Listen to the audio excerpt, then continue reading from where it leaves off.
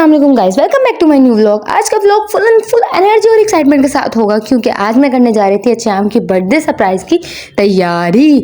तो जैसे ही मैं तैयार हुई फटाफट से उतर गई, निकल गई बाजार के लिए। तो मिलते हैं मार्केट पहुंच के। A few moments later.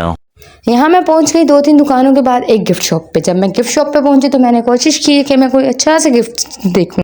जहाँ नजर घुमा रही थी वहीं कुछ नया नजर आ रहा था। ये सोचती थी ये ले लूं और इतने में कुछ और नजर पड़ती थी तो सोचती थी नहीं ये सही नहीं है, कुछ और लेना चाहिए।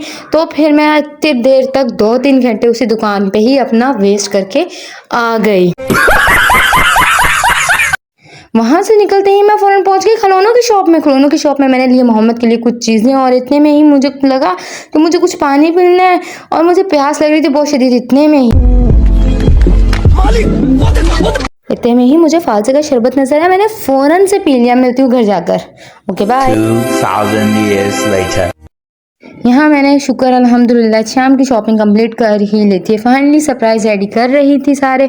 और यहाँ मोहम्मद सो रहा था क्योंकि मैं मोहम्मद को मार्केट अपने साथ नहीं लेके गई थी। बच्चों को मार्केट लेना बहुत बड़ी मुश्किल हो जाता है क्योंकि गर्मी में बच्चों को साथ लेके जाना और ही खुआरी। फिर मैंने जल्दी से अपनी नमाज कंप्लीट करी और नमाज कंप्लीट करने के बाद दोबारा अपने बेटे के पास गई और अपने बेटे को प्यार किया। प्यार करने के बाद मेरा कुछ स्नैक्स खाने का दिल कर रहा था।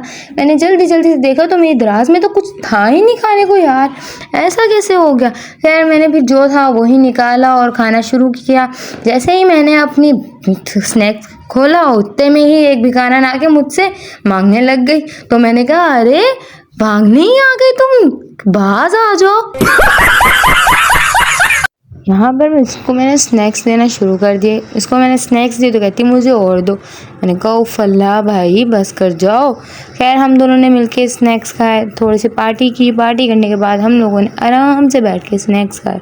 स्नैक्स खाते खाते हम लोगों ने नेटफ्लिक्स पर मूवीज़ लगा ली थी।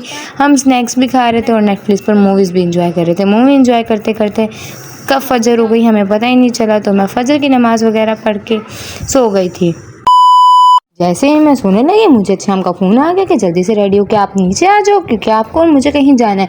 तो मैं फटाफट से रेडी हो के नीचे पहुंच गई। वहाँ पे कैटो नज़र आ रही थी तो मैंने कैटो को थोड़ा सा प्यार किया, मोहम्मद को दिखाया और मोहम्मद से प्यार करवाया और फिर मैं निकल गई घर से बाहर।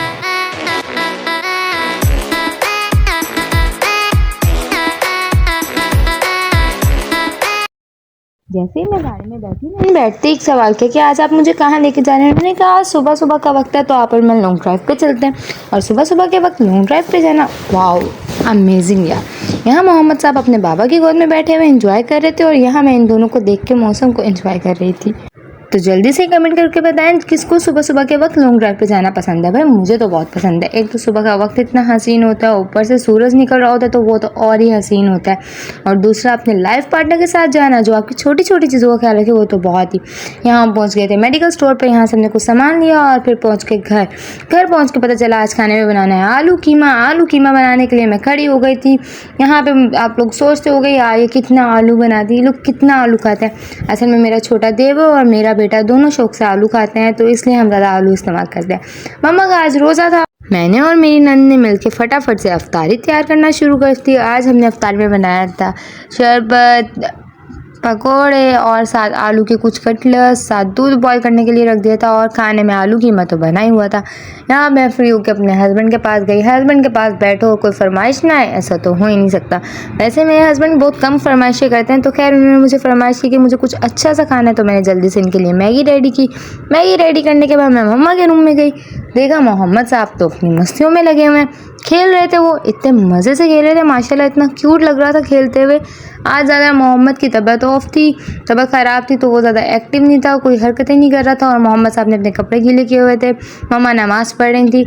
उम्मीद करती हूँ आपको मेरा ब्लॉग पसंद आया होगा। आज का ब्लॉग थोड़ा छोटा था क्योंकि टाइम ही नहीं मिल पाया। इस ब्लॉग को like comment share and subscribe लाजमी कर दीजिएगा। ओके।